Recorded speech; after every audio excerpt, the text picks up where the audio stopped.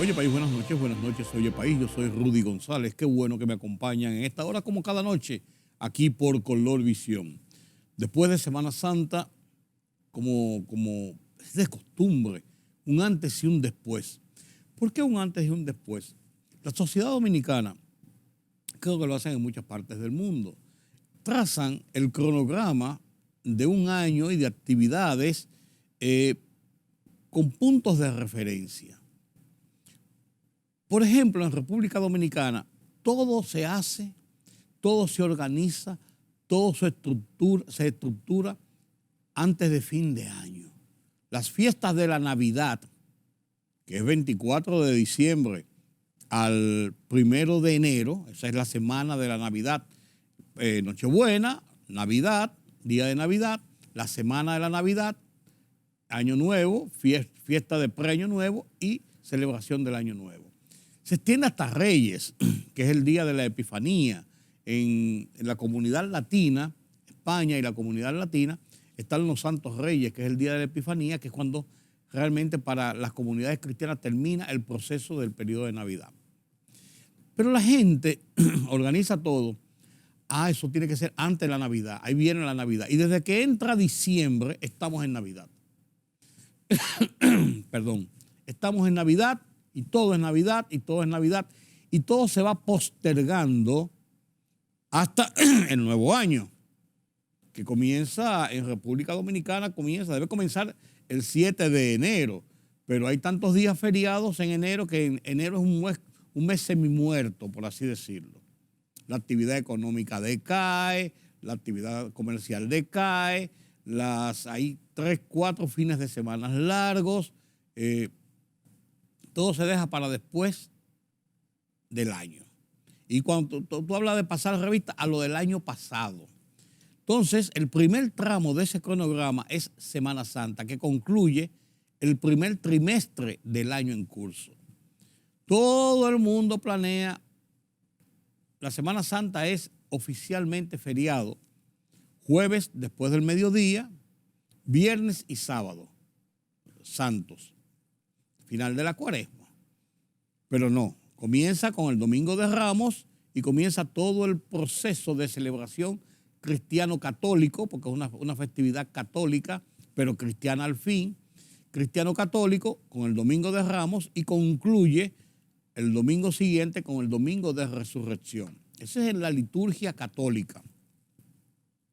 Por la liturgia de la sociedad, a ponerle así. El cronograma es antes de Semana Santa y después de Semana Santa.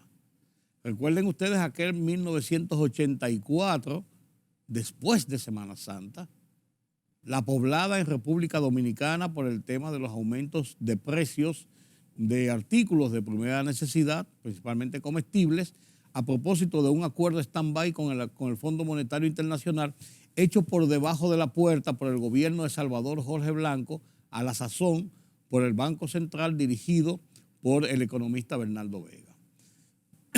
Habían que hacer una serie de cambios, se hicieron, callados, no se le dijo nada a nadie, se negoció, se metió todos los aumentos y toda la aplicación del acuerdo, como para que no se diera cuenta la gente, y cuando se despertó el lunes después de la Semana Santa, los precios estaban por las nubes, comenzaron unos disturbios en Capotillo, protestando por los aumentos de precios y la cosa se extendió como reguero de pólvora. Tiene sus efectos especiales y sus motivos y sus por qué. Estoy hablando en sentido general lo que ocurrió. 3 días de violencia callejera,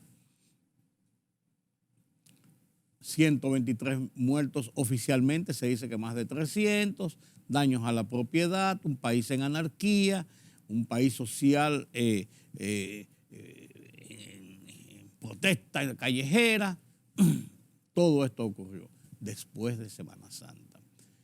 Eso no se ha vuelto a repetir y qué bueno, pero la gente sí habla hasta Semana Santa, después de Semana Santa.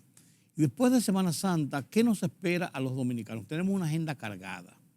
Tenemos una agenda que en la Semana Santa concluimos, inclusive los primeros días de la Semana Santa, lunes, martes y miércoles, con el tema relacionado con el caso de las denuncias de corrupción y el expediente de corrupción de la PECA, la Procuraduría Especializada de Persecución a la Corrupción, contra acciones alegadamente cometidas en el gobierno anterior, en lo que se llamó una operación Calamar, se le tituló el caso Calamar, donde se llevaron a la justicia por lo menos 3 exministros del gobierno anterior presos, entre ellos el ex candidato presidencial del gobierno anterior a las elecciones del 5 de julio del 2020. Los dimes y diretes, las publicaciones del expediente, de los interrogatorios, las filtraciones, las opiniones, que si fulano, que si perencejo, que si esto, que si lo otro. El morbo se dio banquete y se dio vida. Hasta resurgió, claro, mínimamente, tímidamente y penosamente, la famosa Marcha Verde.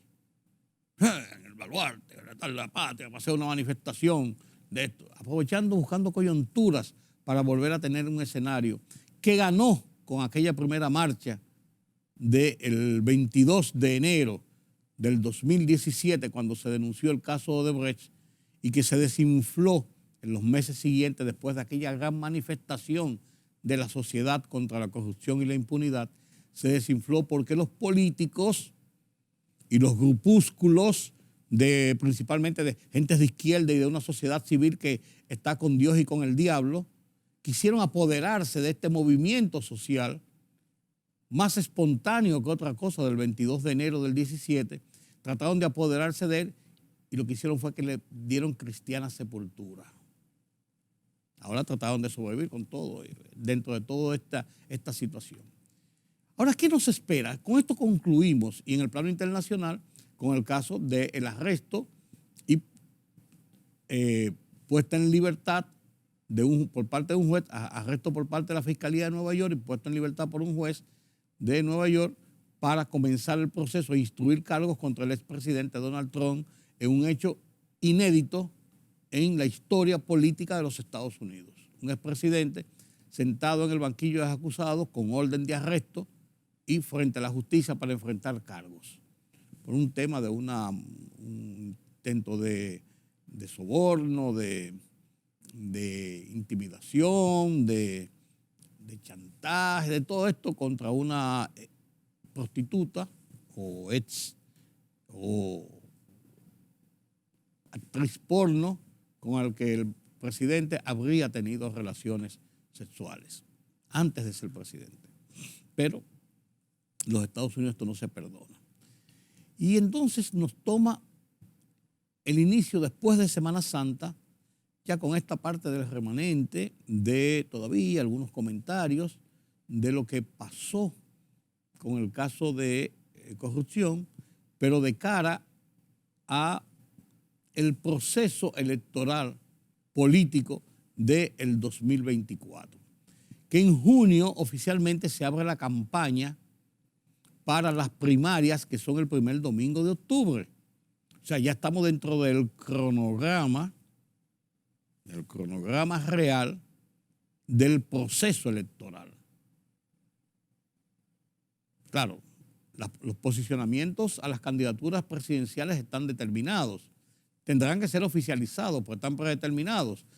Leonel Fernández en la Fuerza del Pueblo, Abel Martínez en el PLD, Luis Abinader en el PRM. Después los demás andan hablando. Hay una señora que quiere ser por opción democrática, otro que quiere ser por qué sé yo quién, candidato presidencial. Pues son, por así decirlo, y no me malinterpreten, la rabiza del proceso de partidos en República Dominicana. Los pequeños no dejan de tener su importancia, son muy buenos en las exposiciones en la radio y la televisión, pero cuantitativamente es poca la fuerza que tienen, no es mucha cosa, pero son parte del sistema.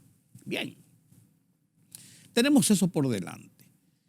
Y tenemos ese tema por delante junto con la situación económica que se nos plantea, con los nubarrones y las amenazas y las tensiones que nos genera la situación económica mundial. En un momento de alza de los precios de los combustibles, del petróleo y de los combustibles seguros, que ya comenzó a registrarse, pero que está pautado para, iniciando el mes de mayo, la reducción de producción de parte de los países productores de petróleo, de la OPEP, Organización de Países Exportadores de Petróleo, que van a reducir 1 millón de barriles diarios para buscar que los precios vuelvan a resurgir y tomen derroteros mejores para ellos, pero más perjudiciales para los países como nosotros, que tenemos que depender totalmente de las exportaciones de petróleo. En ese mismo ambiente, el gobierno tiene un reto por delante. El presidente Luis Abinader tiene un reto por delante. El tema corrupción, de que estábamos hablando, que la semana pasada tuvo su clímax en la disposición de medidas de coerción contra 20 personas. Se habla de un Calamar 2, de que vienen más personas a ser instruidas, pero ya el grueso del proceso se ha definido. Tiene un reto por delante el gobierno del presidente Luis Abinader. ¿Cuál es? Este proceso de corrupción se tipifica principalmente, señores, en el entorno de una estructura para recaudar fondos para campaña electoral. Desde siempre en República Dominicana, los costos de la campaña, las recaudaciones de campaña, han estado rodeados de un círculo oscuro. Aunque la ley, la Junta ha tratado siempre de que se mantenga el que tenga que ser reportado, quién da, quién no da, y los legisladores lo han rechazado, y cuánto dan y cuánto gastan, todo esto se queda en una nebulosa que nadie cumple y no hay consecuencias. Entonces, es sabido aquí que todos los empresarios, y cuando digo todos, y como en toda regla hay excepciones, habrá algunos que no lo hacen, pero el 99% del empresariado dominicano pone dinero en los diferentes candidatos a la presidencia, al Congreso, a los ayuntamientos, cuando no pone directamente a los partidos para que repartan entre sus candidatos, ponen directamente ante determinados candidatos. Los apoyan económicamente. Esto al margen del dinero que el gobierno, que el Estado dominicano tiene asignado para cada partido, para que distribuya a su vez entre sus candidatos o entre sus candidaturas para apoyar el proceso de campaña. Aquí se habla de que para lograr una para lograr una candidatura presidencial, congresual, a senador o diputado, para no ir muy lejos, en el punto intermedio, se necesitan 30, 40, 50 millones de pesos para ser candidato en la precandidatura. Cuando se es candidato para tratar de llegar a ganar y llegar a la posición de senador o diputado, se necesitan 40, 50, 60, 70 millones de pesos. En un país pobre como este, eso es un absurdo, pero es la realidad. Y se habla de que para una campaña presidencial se monta sobre 2.000, 2.500 millones de pesos. Y cuidado, hay gente que dice que hasta 3.000 o 4.000 millones de pesos. Entonces, mucha gente da dinero para la campaña, para las campañas. Y viene dinero de una persona que cree en ese candidato, en ese partido, o que quiera apostar a ese candidato o a esos partidos, y dan de su dinero, de sus empresas, de sus patrimonios. Otros ponen en todas las canastas por si acaso y para estar bien con todo el mundo en el caso de. Pero así como entra dinero que es lícito, hay mucho dinero que es ilícito que entra a las campañas. Narcotráfico, lavado de activos, juegos, negocios contratistas, negocios de todo entra a las campañas en favor de determinados candidatos, de determinados partidos o en favor de diferentes para estar en todas. pero también, y ahí es donde comienza mi comentario y lo que quiero decir, el presidente Luis Abinader y el gobierno tienen que afinar muy bien sus mecanismos de control, porque de toda la vida, desde el gobierno, desde los dineros del gobierno, se usa para las campañas en favor del partido de gobierno y de los candidatos del partido de gobierno. Se habla con los contratistas para que aporten tantos millones de pesos. Se habla con, buscan maneras de hacer truchimanerías, unos cuartos para las campañas. Gente que está en asuntos de corrupción, dinero para tapar y decir que están en eso y mantener las posiciones para la campaña. Eso ocurre tradicionalmente en el sistema político y de gobierno de Estado en República Dominicana. Y después de estas revelaciones tan contundentes, que han levantado tanto el morbo y la atención de la gente sobre las campañas electorales y los fondos públicos, el gobierno y el propio presidente tienen que estar muy atentos a esto para no verse envueltos en la misma centrífuga en que están envueltos los anteriores inmediatos que están acusados de haber estructurado un mecanismo, una telaraña para sacar fondos públicos en favor de campañas electorales. No solamente se roban los cuartos, el uso de los vehículos del Estado, el uso de las gasolinas del Estado, el uso del personal del Estado, del gobierno. Hay que ir a los mítines, hay que ir a las cosas, hay que participar en las qué sé yo qué. Eso es tradición en la República Dominicana. Por eso el gobierno de Luis Abinader tiene ese gran reto por delante. Tiene ese gran reto por delante, que no es una tontería porque son muchos los que quieren hacerse los graciosos y son muchos los que quieren tapar o pretender tapar lo que hacen y están en la gracia. Esa ha sido la tradición en República Dominicana. Por eso presenta este reto en un año preelectoral y de cara al año que viene. En este año se definen las cosas, como decía el presidente de la Junta, Román Jaques. El año previo a las elecciones son el año del montaje total de la carpintería, de todo, la preparación. El próximo año es el año de las votaciones, por así decirlo. Este año es que se prepara todo y este es el año de más tensión en esa estructura de organización. Entonces estamos en medio de esa situación este año. Siento mucho la muerte de Papi Álvarez, Francisco Álvarez Castellano, un periodista con el que interactué por muchos años, desde mi inicio en el periodismo, hace 55 años, él en el Listín Diario, yo en el Caribe, pero tuvimos coberturas juntos muchas veces, un hombre muy afable, una gran persona que gozaba del ánimo, de la simpatía, del cariño, del respeto de todo el que le conocía. Sus hijos ahí están, los Álvarez Castellanos, son eminentes abogados de la República, personas que han seguido esa trayectoria del servir. Papi Álvarez falleció a los 91 años, hace tiempo que estaba alejado, se había retirado del periodismo hace ya como 20 años y estaba alejado allí en el seno de su familia, ya viviendo sus últimos años. Siempre que veía a Pancho, o que veo a Pancho, le preguntaba, hey, ¿y Papi Álvarez cómo está? Contaba, está bien, ahí con sus achaques de viejo, pues está de lo más bien, está fuerte, echando el pleito.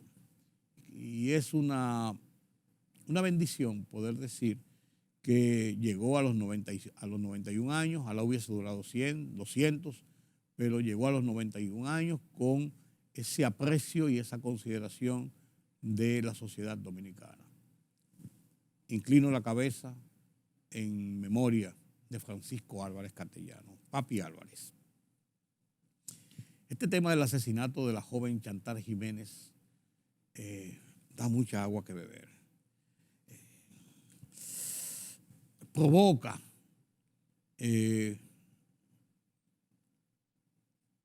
temores, provoca indignación, provoca dolor.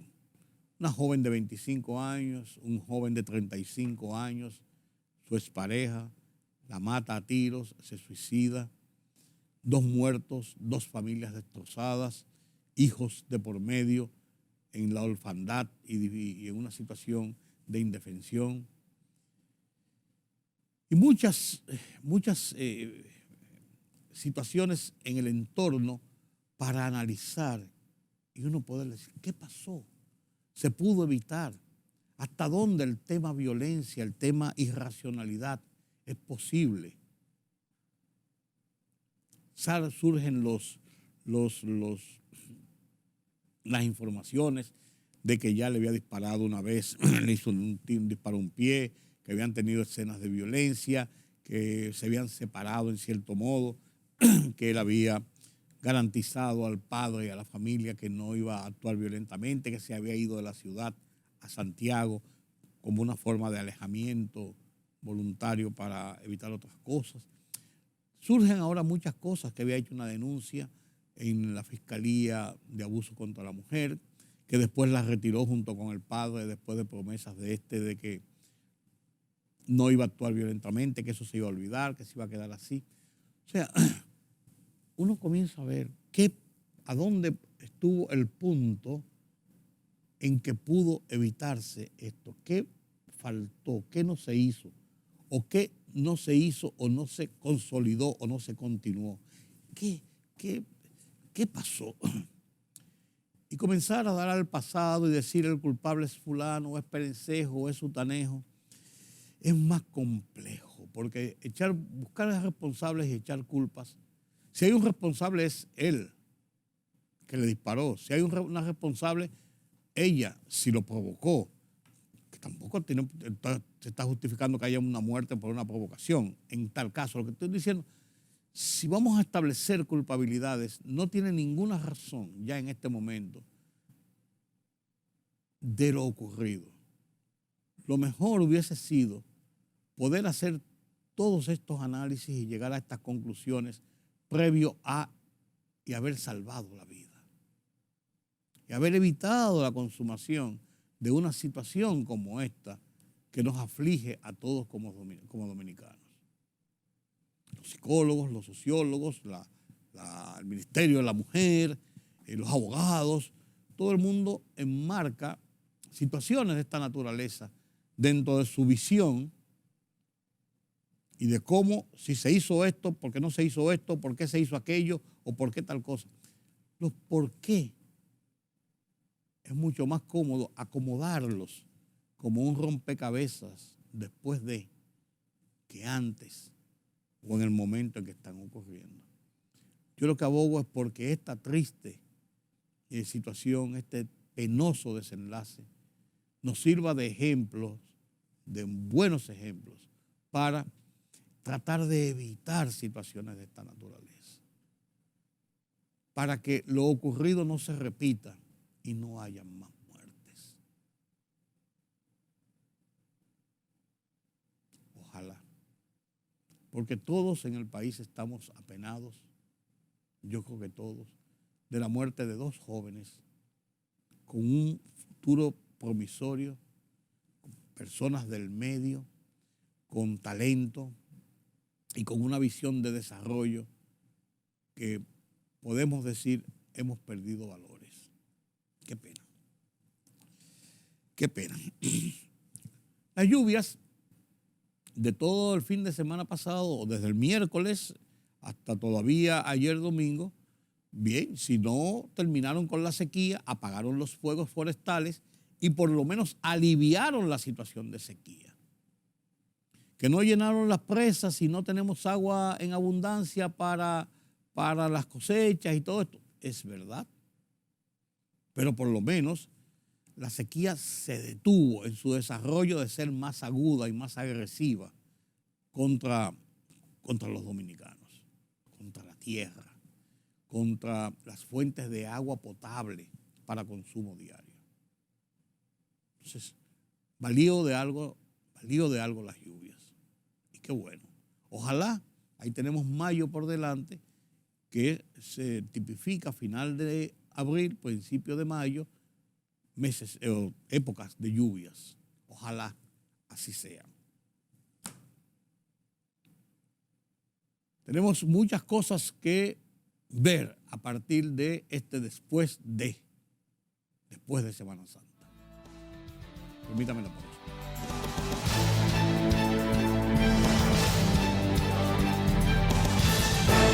La libertad solo reside en los estados en los que el pueblo tiene el poder absoluto. Por el respeto a los valores democráticos y la dignidad del pueblo dominicano, El Rumbo de la Tarde, plural, objetivo, comprometido siempre con la verdad. Con Georgie Rodríguez, Rudy González y Ramón Colombo. Los poderosos ya están en el aire.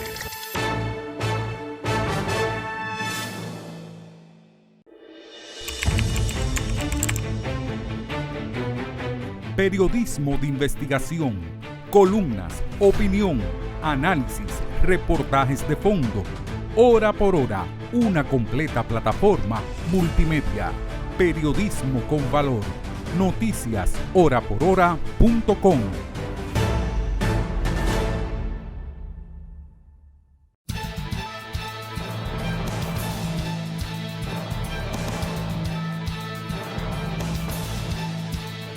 De acuerdo a los 3 boletines emitidos por el Centro de Operaciones de Emergencias COE, hasta ayer, durante el asueto de la Semana Santa, se habían registrado un total de 26 muertes, de las cuales 22 fueron por accidentes de tránsito y 4 por asfixia por inmersión.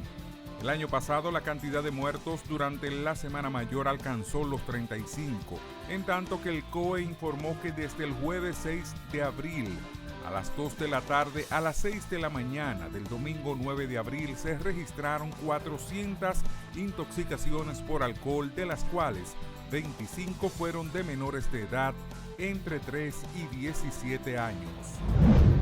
El Ministerio de Turismo informó que llegaron al país más de 180,000 turistas extranjeros para pasar el periodo de Semana Santa. Desde diferentes partes del mundo, los turistas se trasladaron a República Dominicana a disfrutar de esta Semana Mayor, llenando las reconocidas playas y hoteles en los diferentes destinos. En los últimos 100 días, 19 mujeres han perdido la vida a manos de sus parejas o exparejas en República Dominicana. Así lo informó la ministra de la Mujer, Mayra Jiménez. El dato de las 19 mujeres no incluye el asesinato la noche de este sábado a la locutora Chantal Jiménez, de 25 años, de un disparo que le hizo su expareja Jency Graciano, de 35 años de edad.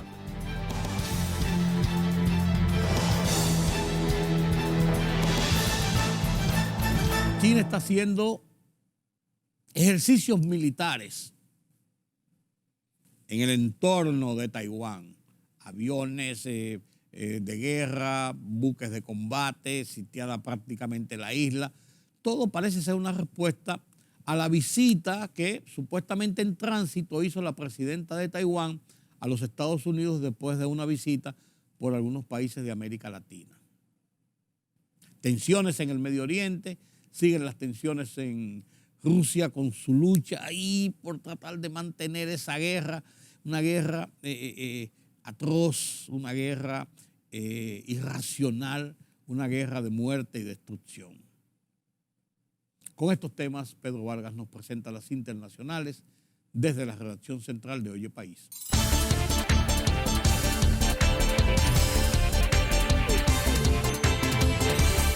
Estados Unidos ha enviado un destructor lanzamisiles a aguas reclamadas por Pekín en el mar de China Meridional, coincidiendo con las maniobras chinas frente a Taiwán, según un comunicado divulgado por la 7ª Flota de la Marina de Estados Unidos. El destructor clase Arleigh Burke ha navegado cerca de las islas Spratly que China se disputa con Filipinas, Taiwán, Malasia, Vietnam y Brunei en un ejercicio de defensa de la libertad de navegación consistente en el derecho internacional. Pekín ha condenado la incursión del destructor. El presidente de Estados Unidos, Joe Biden, dijo que en una entrevista con ABC que su plan es presentarse a la reelección de noviembre en 2024, aunque aún no está listo para hacer el anuncio oficial. El Dalai Lama se disculpó después de que apareciera un video que muestra al líder espiritual besando a un niño en los labios y luego pidiéndole que le chupe la lengua en un evento en el norte de India. En un comunicado este lunes, la oficina del Dalai Lama dijo que desea disculparse con el niño y su familia, así como sus muchos amigos en todo el mundo por el daño que sus palabras pueden haber causado, y agregó que lamenta el incidente.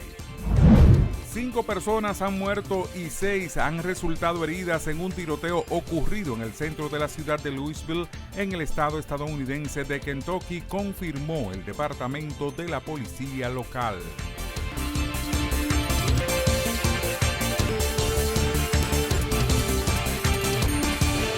La libertad solo reside en los estados en los que el pueblo tiene el poder absoluto. Por el respeto a los valores democráticos y la dignidad del pueblo dominicano, el rumbo de la tarde, plural, objetivo, comprometido siempre con la verdad. Con Georgie Rodríguez, Rudy González y Ramón Colombo. Los poderosos ya están en el aire.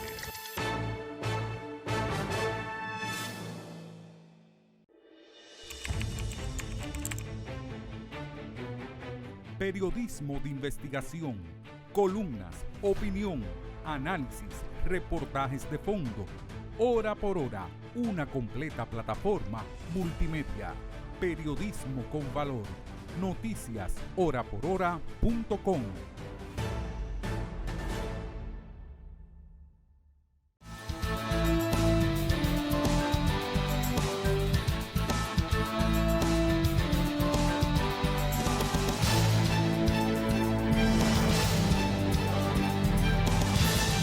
Las noticias con que nos cerró la semana pasada fue el arresto por parte de un fiscal de la ciudad de Nueva York y la posterior puesta en libertad para instruirle cargos por una serie de acusaciones sobre violaciones a la ley, nada más y nada más que a un presidente de los Estados Unidos.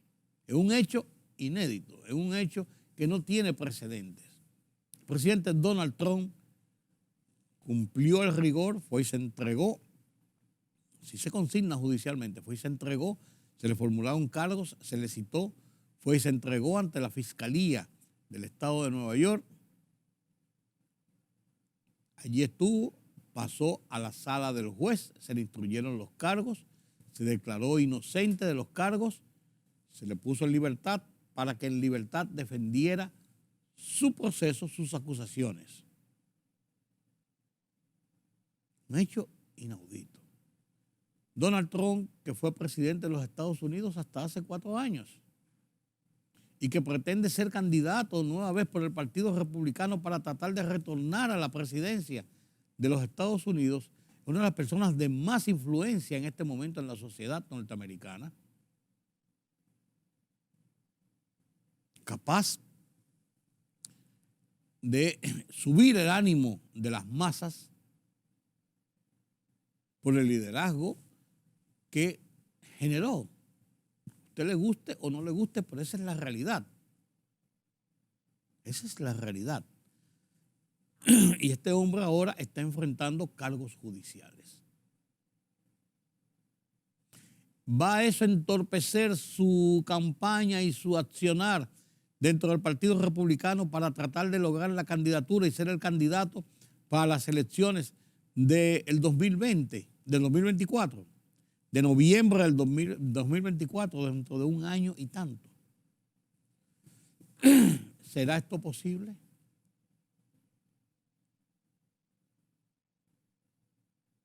¿Será esto posible? Ya veremos. La voz de los Estados Unidos, VOA, voz de los Estados Unidos de América, en su programa Foro Interamericano, esta semana presenta el tema que enfrenta Donald Trump, de presidente a imputado, así lo titula. Comparto con ustedes este reportaje de La Voz de los Estados Unidos de América y con él despedimos nuestro programa de esta noche, con una cita para mañana nueva vez aquí en Color Visión. Yo soy Rudy González. Pasen un feliz resto de esta noche y nos vemos mañana.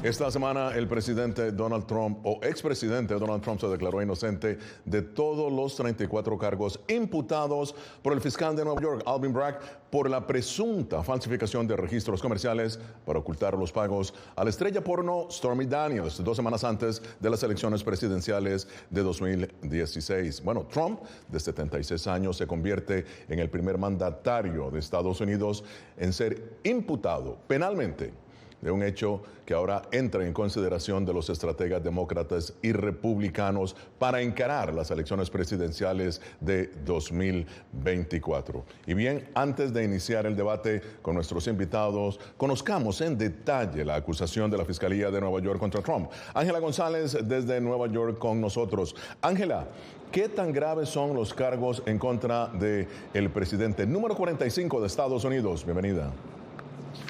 Gonzalo, pues estos cargos dentro del Código Penal Criminal del Estado de Nueva York, dentro de los delitos graves son considerados los menos graves, son de clasificación E, y cada uno de estos, cargos podría acarrear una sentencia máxima de 4 años y esto sumaría 136 años. Sin embargo, según juristas especializados, por tratarse de una primera ofensa, pues esto no aplicaría una pena máxima y también habrá que ver lo que su defensa está por alegar en cuanto a tratar de desestimar estos cargos. Sin embargo, escuchemos lo que el fiscal Alvin Bragg considera acerca de esta acusación.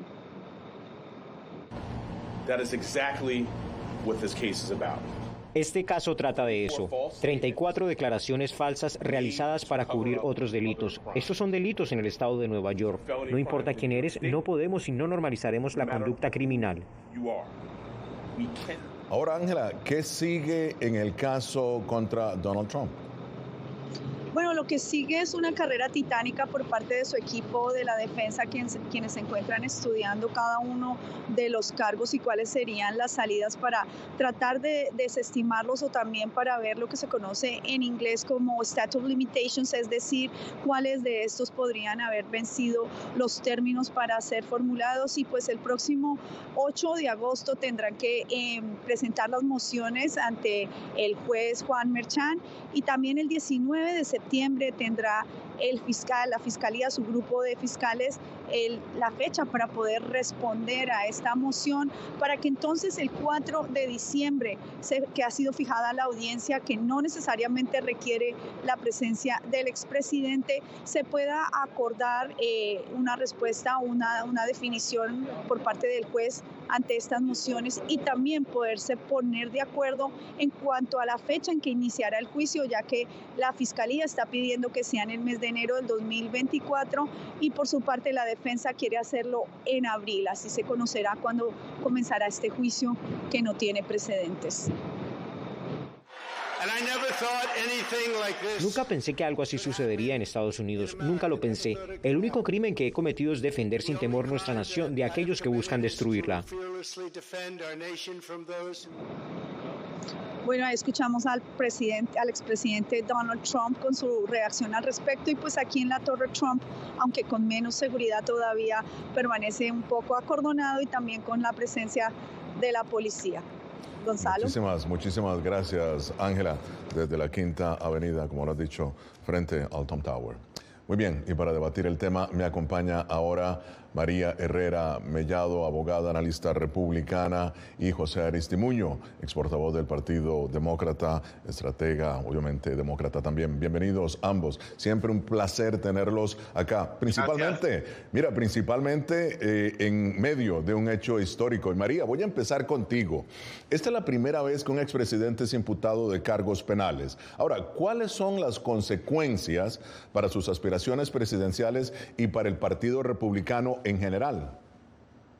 Absolutamente ninguna, Gonzalo. Realmente el presidente puede aspirar a la Casa Blanca sin ningún tipo de problemas. Yo creo que su base está más con el expresidente que nunca. Sabemos lo que está pasando aquí. En una ciudad como Nueva York, plagada de una alta violencia, de una cantidad de delitos que se están cometiendo, sobre todo a raíz de la pandemia, sobre todo desde la llegada al poder de estos fiscales financiados por fundaciones que evidentemente tienen detrás a George Soros y que han dejado de perseguir delitos como consumo y distribución de droga, tráfico de menores. Han intentado inclusive el fiscal del distrito de Manhattan despenalizar la prostitución, un estado que aboga por el aborto hasta el 9º mes, que ahora vaya contra el expresidente Donald Trump, por supuesto, falsificación de datos, de negocios por un pago a una examante, es lamentable. Este país necesita de líderes y de líderes que no estén completamente politizados en el Departamento de Justicia.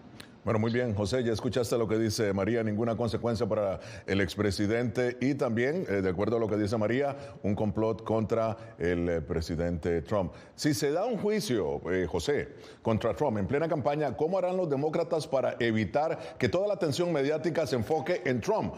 No, al punto que pueda opacar, digamos, la intención de reelección de Biden y sus propuestas que puedan tener un eco en la población en Estados Unidos, en la sociedad. Bueno, yo creo primero que nada, Gonzalo, yo creo que hay que recordar que lo que está ocurriendo nunca había pasado antes en la historia de los Estados Unidos. Yo creo que todavía el pueblo americano está entendiendo qué pasó, qué no pasó, hay mucha confusión. Número uno, hubo falsificación, parece que hubo falsificación de documentos, no ha habido un juicio todavía, así que en Estados Unidos, como suele ser, eres inocente antes de ser comprobado lo contrario. Pero yo creo que a corto plazo esto beneficia a Donald Trump en términos de recaudos de fondos. ¿Okay? Vimos que en los últimos días Donald Trump ha recaudado más de $8 millones. Es una cantidad pequeña pero muy rápida en varios días. Está bien, y eso es importante notarlo. Yo creo que a largo plazo, todo lo que es el valor moral del expresidente, yo creo que es muy negativo para él y su campaña.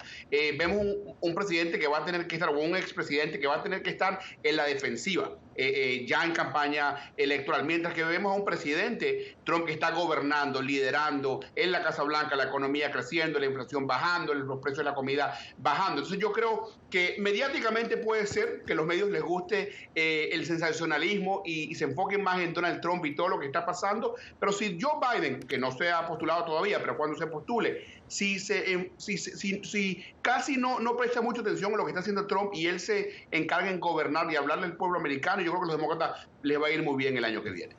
Continuamos en Foro de la Voz de América. La comparecencia del expresidente Donald Trump esta semana ante un tribunal en Nueva York, en donde se le imputaron 34 cargos por presunta falsificación de documentos, no es la única investigación legal que enfrenta el exmandatario. También está el de los documentos clasificados encontrados en su residencia de Florida, su supuesta responsabilidad en la toma del Capitolio el 6 de enero y su llamada a funcionarios del estado de Georgia en las elecciones presidenciales pasadas solicitando encontrar más votos a su favor. Continúa con nosotros María Herrera Mellado, abogada, analista republicana, y José Aristimuño, ex portavoz del Partido Demócrata. Y bien, María, como todas las investigaciones de Trump, ¿no sería más estratégico para el Partido Republicano elegir a un candidato con menos problemas, ¿no?, judicialmente, y más fácil de promover entre los votantes independientes, que son los que al final de cuentas inclinan la balanza?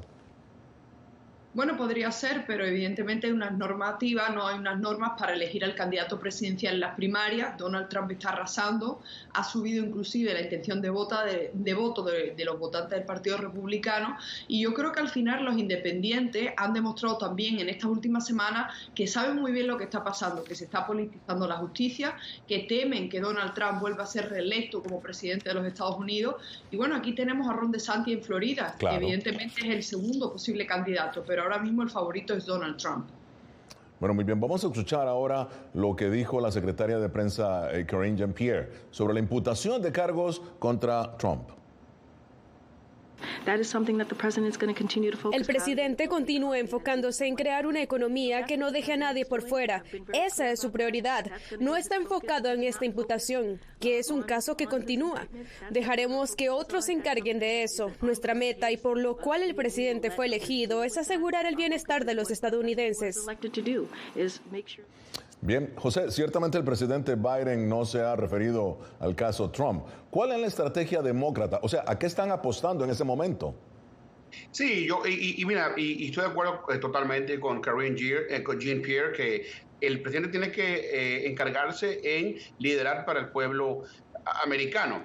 Puede comentar, pero muy poco. Yo no recomiendo, si estuviera en la Casa Blanca, no recomendaría que Biden se metiera dentro de esa lucha legal de Donald Trump. Donald Trump va a seguir su camino legal, como tú bien dijiste, Gonzalo, no solamente en Nueva York por lo que está pasando de este dinero a Stormy Daniels, pero también posiblemente pueden venir indictments o acusaciones ya formales frente a lo que pasó en Georgia, frente a los documentos confidenciales que se llevó de la Casa Blanca a Mar-a-Lago.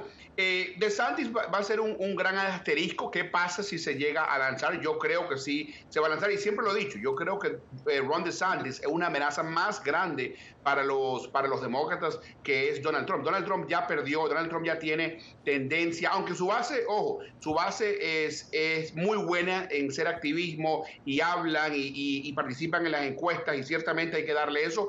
Vimos en el 2020 cuando perdieron las elecciones, pero el año pasado, cuando supuestamente venía esa ola roja republicana, no vino la ola republicana porque el independiente, lo que tú estabas diciendo, al final del día no quieren estar con los extremos de derecha ni quieren estar con los extremos de izquierda tampoco. Buscan un liderazgo tipo Joe Biden, tipo demócrata, o algunos republicanos que son más decentes.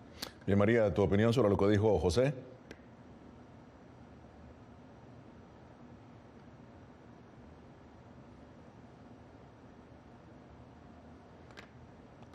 Perdón, ¿me escuchan ahora, verdad?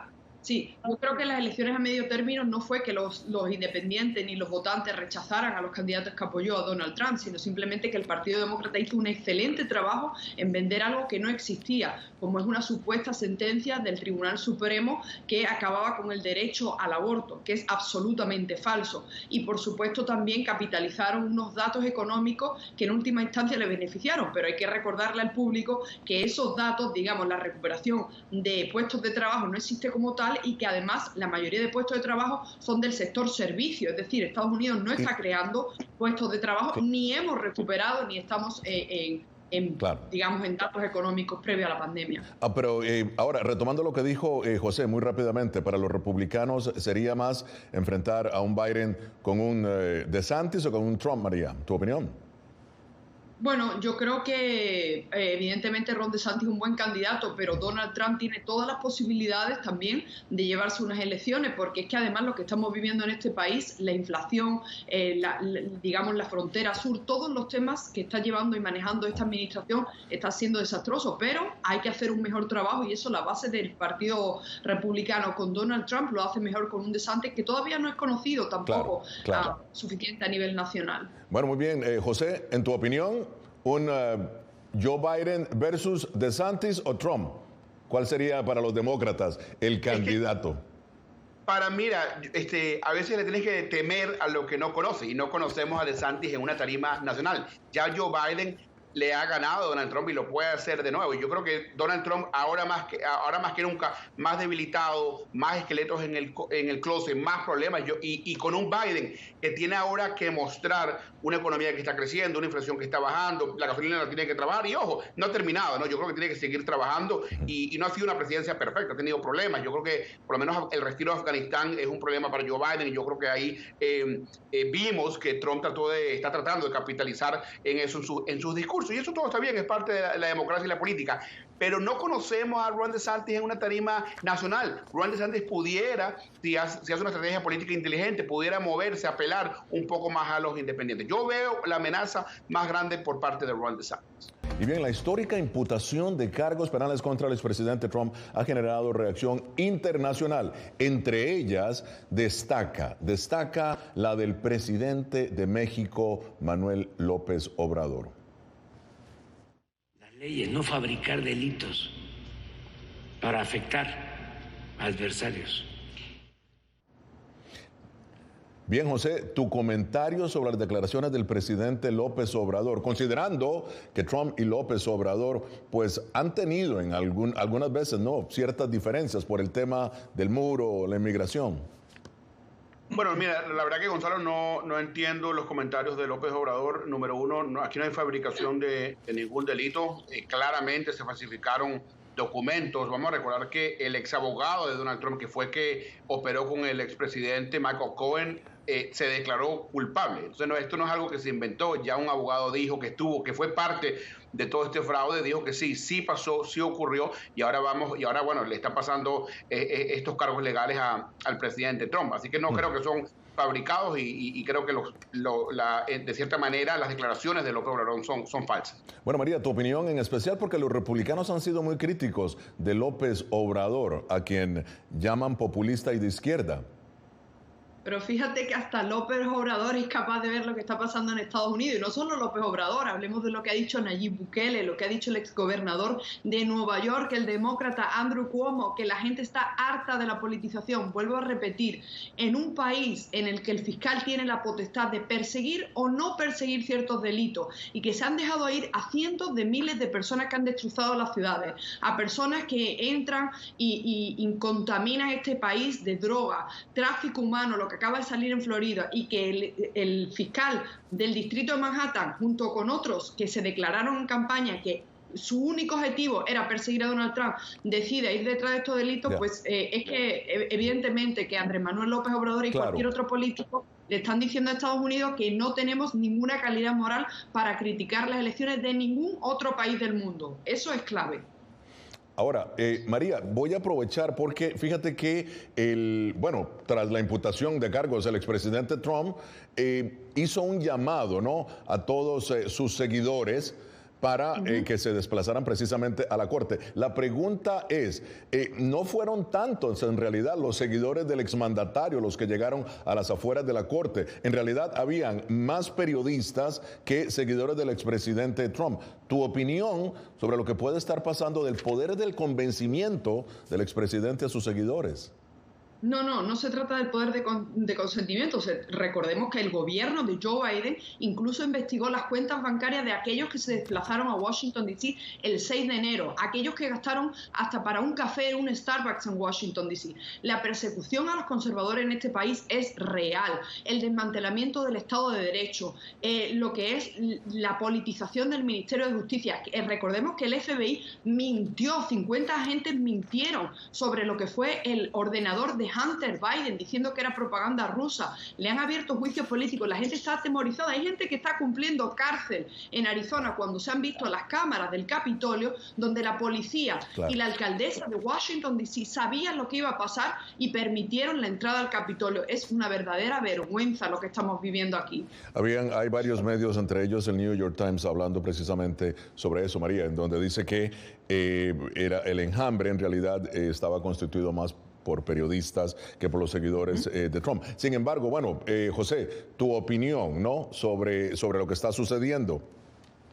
Bueno, yo creo que primero que nada vemos que los americanos y los que son más seguidores de Donald Trump son leales a él, pero no tanto, no quieren ir a la cárcel por él, tampoco lo quieren, y eso es bueno, porque yo diría ningún americano debería ver a sus mandatarios, a sus líderes como dioses, la manera que lamentablemente pasa mucho con los dictadores en Latinoamérica, en Venezuela, etcétera. Y yo creo que esto marca mucho al americano, ¿no? Que se están empezando a distanciar de Donald Trump y me parece genial, me parece bien, porque sabes que con la ley americana nadie se puede meter, nadie está más afuera o más arriba de la ley en los Estados Unidos, y lo que pasó el 6 de enero, lo vimos claramente, traspasaron al Capitolio de los Estados Unidos, pusieron en vida el peligro no solamente de congresistas, del ex vicepresidente de Estados Unidos. Vamos a recordar que mucha gente el 6 de enero, amigos de Donald Trump o seguidores de Donald Trump, decían: queremos la cabeza de Mike Pence. Mike Pence, no te escondas, venimos por ti. Muy peligroso.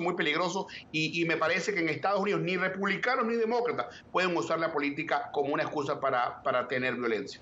Y bien, ya en la parte final de foro, María, tus conclusiones sobre este caso histórico, las implicaciones que ello tendrá en el Partido Republicano en sí. Adelante.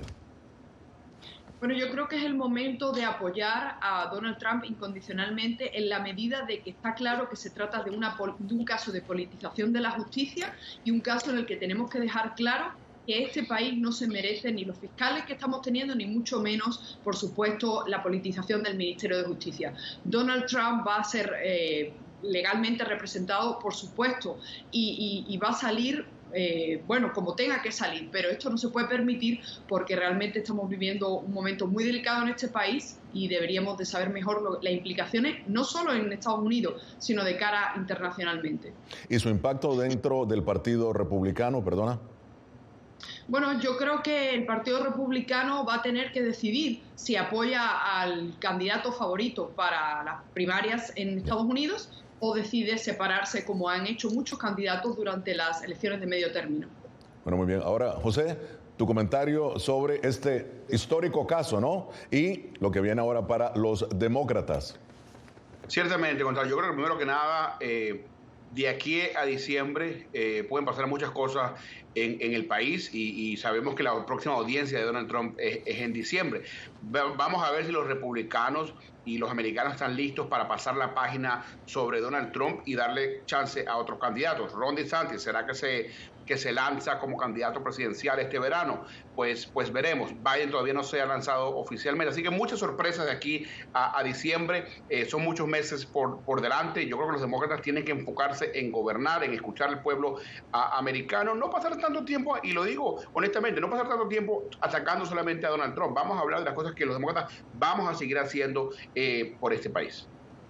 Bueno, muchísimas gracias a María Herrera Mellado y a José Aristimullo. Verdaderamente les agradezco, siempre un placer tenerlos por acá, presentando las dos visiones de América, la visión republicana, la visión demócrata, precisamente enfrentando el caso histórico de la imputación de cargos penales contra el expresidente Donald Trump, presidente número 45 de Estados Unidos, presidente que ha negado todos sus cargos y que sus abogados en este momento buscan la descalificación del juicio. Veremos qué sucede. Han sido las dos visiones de Estados Unidos. Muchísimas gracias a ambos. Llegamos así al final de esta edición de Foro.